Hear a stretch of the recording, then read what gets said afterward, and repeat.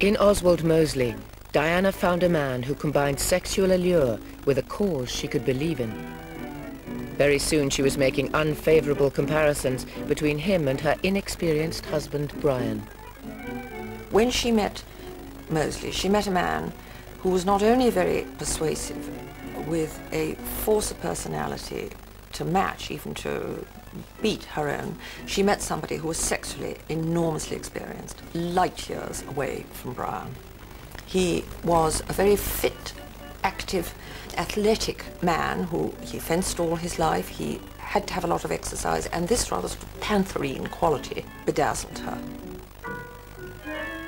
And she fell hopelessly in love with him. But Diana's passion for Mosley went far beyond a physical relationship. She spent hours listening to him talking about politics. Simi's health had not been good since the birth of her third child, and with Diana a constant presence in her life, she declined physically. In May 1933, just after this picture was taken, Simi was taken ill with acute appendicitis, which developed into peritonitis. She died aged 34, leaving 3 children, a baby, Mickey, Nicholas, and a girl, Vivian, aged 12.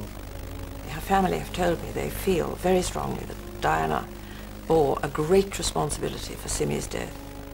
Vivian told me that peritonitis is what killed my mother, but with Diana there, she didn't want to live.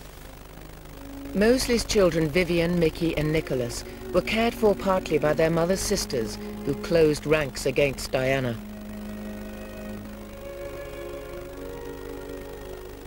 The relationship between her and Oswald Mosley had devastated their families. But she had cast in her lot with him, and together they would stop at nothing to pursue their joint cause.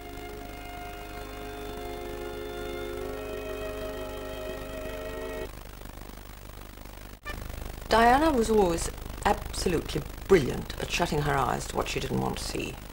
That was one of her strengths. She ignored things she didn't like. And she was younger than Baba. Baba was beautiful, but she was more beautiful. And she had Mosley's promise. And I think this gave her a certain amount of confidence. And this is how she coped. Sure enough, in the end, Diana triumphed. In 1936, she and Oswald Mosley went on another holiday, this time to Germany. They had decided to marry, but wanted to keep their liaison secret from the British press.